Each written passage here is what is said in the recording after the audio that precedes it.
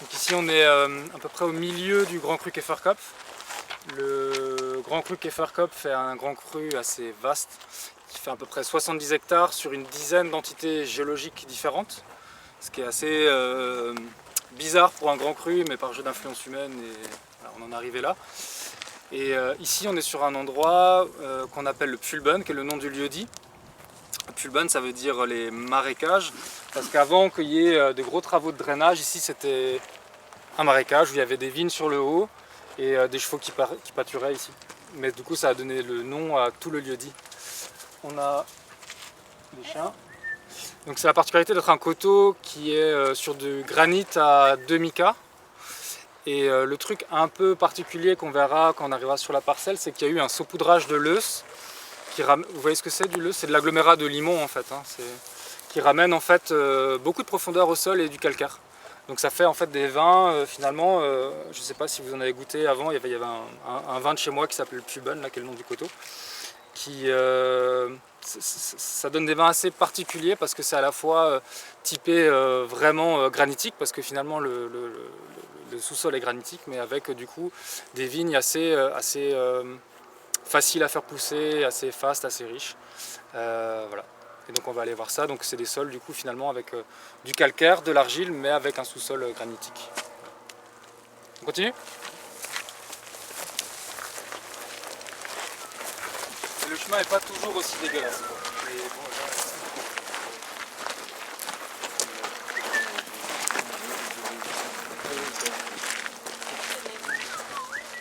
on a fait le choix du pinot noir parce que ça nous a semblé de circonstances. C'est une parcelle qui a été plantée l'année dernière. Le choix de l'échalas et du 1 sur 1, donc c'est planté 1 mètre sur 1 mètre. La raison principale, c'est d'éviter absolument toute mécanisation. C'est-à-dire qu'on mécanise de moins en moins certaines parcelles, plus du tout. Mais la meilleure façon de s'y contraindre, c'est de s'y empêcher complètement. Donc là, il n'y a plus rien qui passe, mis à part l'homme. Et pas de plan de palissage, comme ça on accorde une attention particulière à chaque pied. Mais l'idée c'est vraiment soit d'attacher complètement tout au long de l'échalas, et si vraiment ça pousse trop haut, d'éventuellement faire des pergolas. Ah ouais. Le débat sur la taille là-dessus? Le débat est ouvert, moi je vote pour un gobelet un peu rehaussé. Après, historiquement ici on était plutôt sur des sortes de quenouilles, des sortes de pieds montés comme ça, où tu laisses une sorte... Enfin, finalement comme un guyot, tu vois, donc tu replies les trucs, mais je trouve ça un peu bordélique. Et en termes de coût d'implantation hors de prix, hors de prix, ouais. hors de prix, hors de temps de travail, c'est complètement absolument déraisonnable. Ouais. Enfin, voilà. Mais c'est en grand cru. Alors non, parce que c'est du pinot noir, donc pas de oui, grand cru. Ok, pas top. Mais on est en plein milieu du grand cru. Non, il n'y a rien de rationnel et raisonnable. C'est du caprice de gamin. C'est rassurant, c'est rassurant. Mais c'est quelque chose qui nous plaît beaucoup et qu'on va répéter dès cet hiver. Et non, après c'est pas complètement déraisonnable parce qu'on travaille du coup avec des chevaux de trait. Ah. Et le côté 1 sur 1 et pas de plan de palissage permet de passer dans tous les sens. Donc là pour l'instant, la première année ça a été paillé un rang sur deux, tous les rangs. On a ramené la paille un rang sur deux, on a fait un butage, débutage. Et dès l'année prochaine, en fait, on pourra passer avec le cheval dans ce sens-là et dans ce sens-là. Ah oui. Ouais. Pour travailler le sol. Ouais. Nous, j'ai essayé beaucoup de choses dans ma carrière. Enfin, ça fait 12 ans maintenant que je suis sur le domaine. Donc on est en biodynamie sur 11 hectares et demi depuis 25 ans. Et je suis passé par beaucoup d'étapes. Alors pas autant que quelqu'un qui a 40 ans de carrière, mais 12 ans c'est pas rien, quoi. Et je reviens un peu sur le côté sacralisé, le côté la végétation qui pousse et tout ça. Je reviens un peu sur certaines labours, sur certaines parcelles. Je pense que en tout cas, j'essaye d'appréhender chaque parcelle comme une identité propre, comme quelqu'un de propre, et puis de pas appliquer une recette à 11 hectares et demi. Voilà. Donc on gratouille les vignes, ouais, mais à cheval. Et voilà. Mais là, du coup, il ne faut pas que les plants soient trop vigoureux. Donc en fait, plus tu vas gratouiller, plus peut-être ça va favoriser la vigueur ou pas? Ouais, ça c'est une gestion qu'on fera dans 10 ans, on verra. Pour l'instant, ça n'a pas super bien poussé, quoi. Il y a un peu de marge encore. Mais c'est un projet à long terme, on verra comment ça se passe. Ouais. Là, on a une quinzaine d'arts, un truc comme ça. à 10 000 plein hectares. Et le rumex, il pousse tout seul. Et alors le rumex, c'est symptomatique des sols en asphyxie.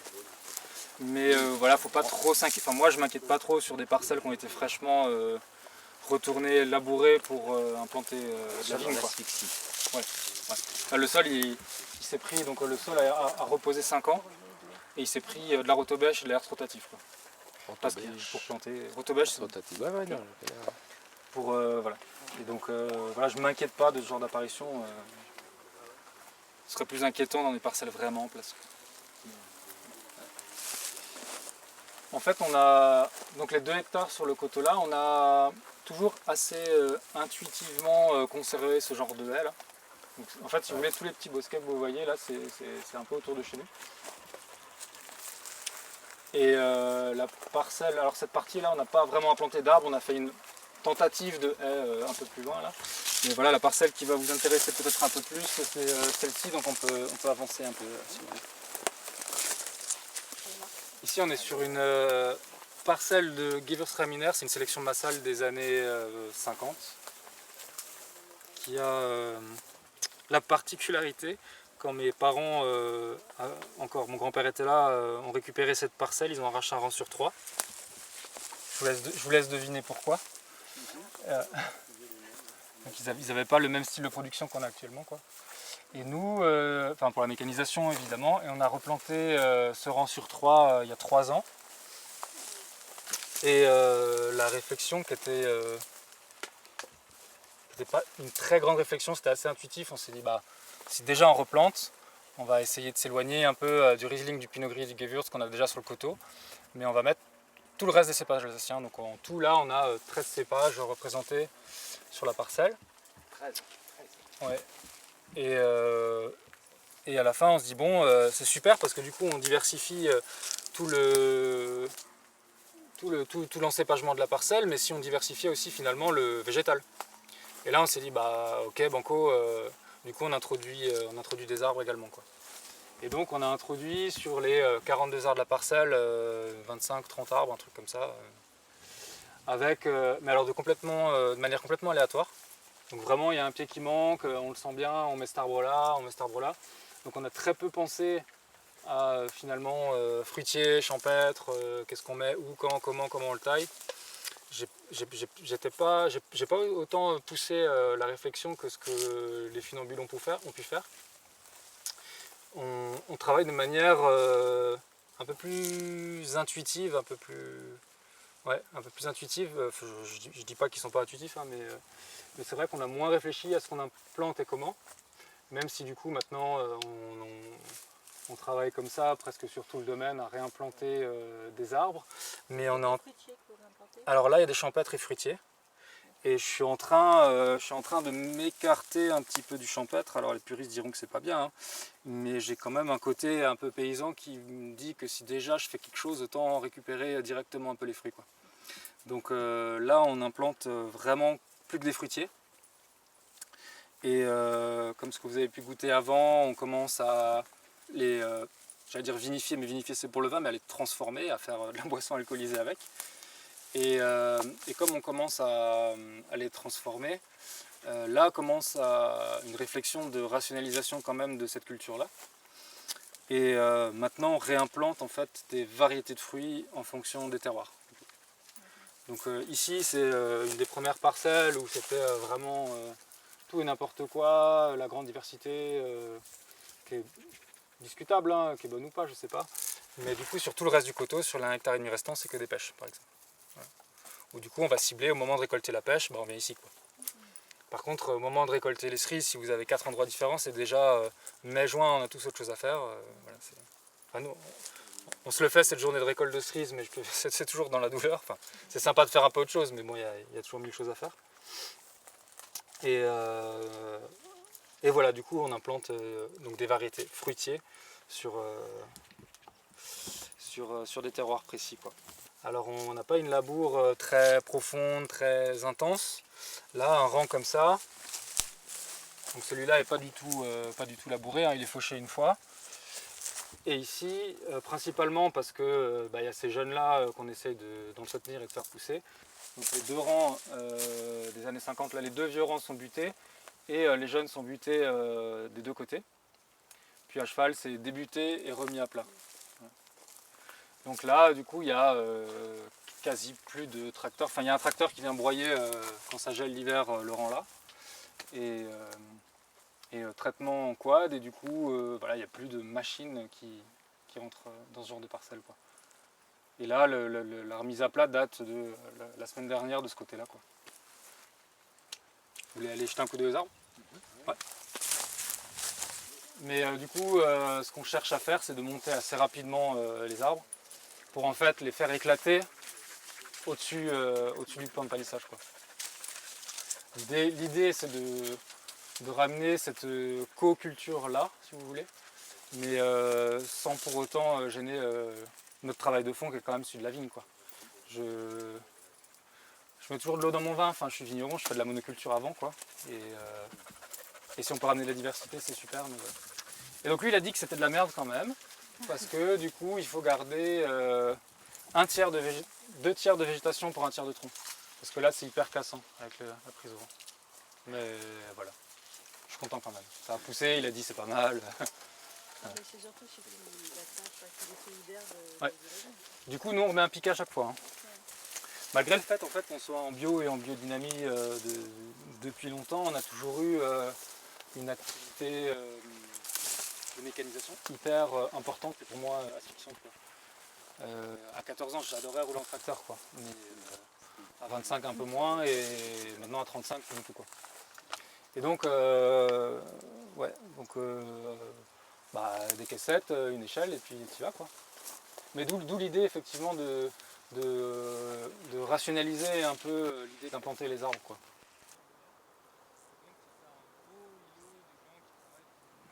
Là je suis en AOC Alsace, donc pas AOC Grand Cru parce que le Pinot Noir en fait pas partie. Et ce qui peut être un tout petit peu limitant sur le côté AOC, mais c'est pas le cas ici, c'est je crois qu'il faut une distance minimale de 80 cm. 80, ouais.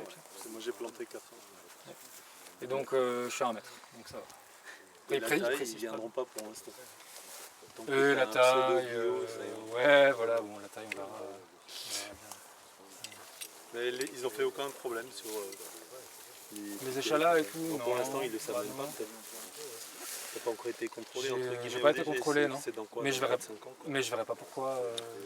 Pareil, la mise à part que ça se voit de loin, quoi. Dans les petits satellites, ça se voit vachement. Et en fait, dans les petites étagères, ils l'acceptaient très bien. Comment ils appellent ça, de nouveau? Les terrasses. Ouais, mais ça ne veut pas les terrasses. Hein, D'accord, c'est un autre nom. ouais, mais c'est là qu'on peut le justifier, en tout cas. Oui. C'est la seule question que je me pose, c'est comment ils viendront et comment ils vont nous emmerder avec. Mais le côté justifié, enfin quand tu sais ce que c'est que des caverne à cheval, t'es content de pouvoir passer dans tous les sens. C'est une bonne justification. C'était toujours comme ça. Ça passait dans tous les sens. Tu traitais avec le quad? Ouais. Et c'est quoi, tu montes Depuis ça quelques sur le années. quad ou tu traînes ça derrière? Comment ça se fait? Alors c'est un pulvé traîné, 300 litres avec un moteur 4 temps indépendant. Ah, un moteur, ah oui, ok. Ouais. Ouais. Qu'on a acheté, ça s'appelle Autran MAB qui est dans le sud et c'est vraiment génial. Ah oui, Ouais. Autran MAB. On traite quasi tout le domaine avec ça. Ok. Escarpé, pas escarpé. Autran MAB, ouais. Vraiment. On peut avancer un peu si vous voulez encore. Donc là on est toujours sur cette tâche de leuse qui ramène de la... Alors de l'argile je mets des guillemets parce qu'il y a le sol. On peut être des pieds. C'est beau, vous avez déjà le cheval et la un peu de charrue. fun, tu vois, même si c'est pour le boulot. Voilà, pêcher. Je peux vous dire de plus? Et juste ce que je voudrais dire, c'est dans le cycle de vie d'un pêcher, c'est 20-25 ans. Ouais. Okay. Et donc si on le met dans le rang de vigne, eh bien, faut s'attendre à le changer. 20-25 ans, c'est pas beaucoup. Ouais, Hein. bah ouais. Non, c'est pas beaucoup, surtout quand ils ont été plantés déjà avec. Là, il a au moins Déjà un peu grand, là il a 3 ans, 2 ans. 3 ans que tu l'as planté ou 3 ans tu l'as Ça je acheté l'ai en- planté. Ouais.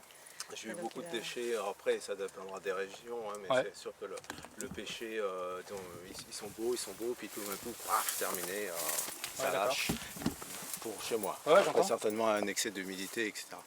Voilà. D'accord. Mais c'est pas facile à gérer dans une vigne, puisque de toutes les manières ça va retomber. Donc, Donc on a pour le coup nous une vraie activité de labour. Le système n'est pas binaire entre la labour et la non-labour, quoi.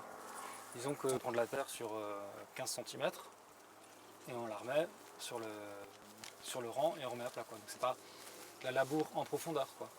Et ça c'est un peu le fait de bouger cette terre, c'est la contrepartie du fait de ne pas vouloir de mécanisation, quoi. Et c'est que ces moments-là avec le cheval, c'est pas les mêmes qu'avec le tracteur, hein.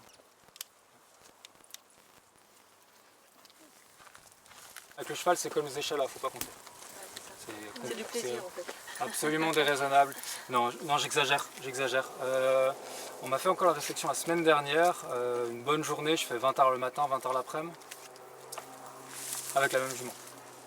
Mais tu peux pas faire ça tous les jours. Et on m'a dit la semaine dernière, il y avait des millions qui étaient là, qui disaient que 40 arts, c'était une unité de mesure il y a 50 ans, quoi. Ah oui. Alors, quand tu sors avec le cheval, tu vas faire tes 40 arts. Et 40 arts, en fait, sur 2 hectares et demi, c'est pas complètement déconnant, complètement déraisonnable. Après, il y a 40 arts en plaine et 40 arts ici. La race de cheval, C'est des ardennaises, ardennaise. ouais. Région Grand Est, quoi. Et, voilà.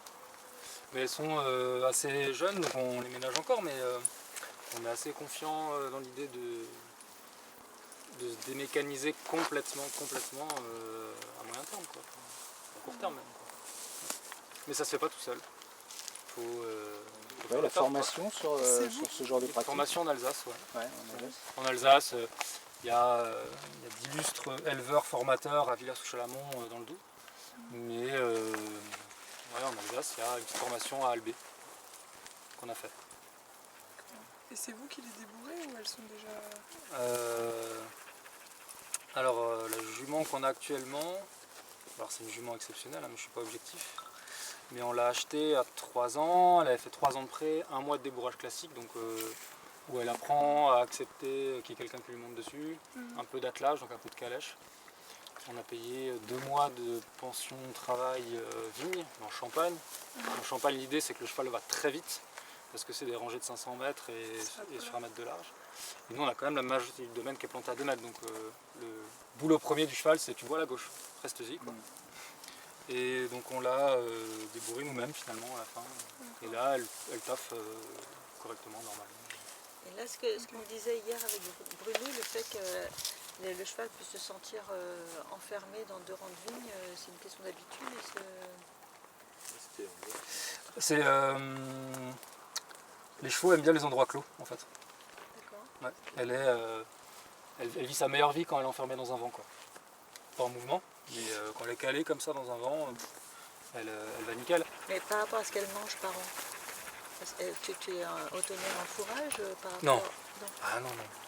C'est des chevaux de 700-800 kg. Donc on a 2 hectares de pâture à Fréland, là où on habite. Mais à l'hiver, on achète des fourrages. Il y a un négociant qui est à côté, qui a des fourrages bio et tout. Mais on peut tout là-dessus. Parce que par rapport aux arbres implantés, notamment dans des haies, le fait d'avoir du fourrage ligneux, comme des frênes, etc., ça pourrait peut-être être intéressant pour garantir une alimentation Ah bah ouais, carrément. diversifiée et, Il en faut. donner Ouais. plus de rôle aux arbres, même si toi tu Ouais. passes sur des arbres champêtres, mais du coup un intérêt à avoir des arbres champêtres en plus des arbres fruitiers. J'ai pas dit qu'il n'y avait pas d'intérêt à implanter Oui, enfin, des... j'ai compris ce que tu voulais dire, mais Ouais. si tu vois, si jamais il y a Ouais. un équilibre à trouver pour les usages, en fait. Ouais, clairement. Ouais, il faut des kilomètres de haie. Hein. Ça mange, hein, bien sûr. On a une histoire un peu singulière au domaine, après il n'y a pas d'histoire toute faite, mais du coup le domaine en biodynamie, première année de la labellisation, donc 98. Donc 98 j'ai 10 ans. Donc il y a le cheminement déjà vers la culture biodynamique, la confrontation aux anciens, machin, c'est pas moi vraiment qui l'ai vécu. C'est plutôt mes parents et mon oncle. Moi je suis arrivé sur le domaine en 2011 avec plutôt l'idée, une idée bien précise plutôt sur le style de vin que le style d'agriculture. Parce que finalement je me plaisais assez, tu vois, dans le côté biodynamie, même si je passais ma vie sur le tracteur, quoi. Et et la transition c'est plus fait au niveau des vins et après sur le mode culturel petit à petit, quoi. Mais on m'a toujours dit tu veux faire quelque chose, vas-y, quoi. Enfin, que ce soit au niveau des vins, de la vigne, j'ai toujours eu carte blanche, feu vert. J'ai pas eu de conflit de génération parce qu'elle s'est passée 20 ans avant moi, quoi. Et ça c'est chouette, quoi.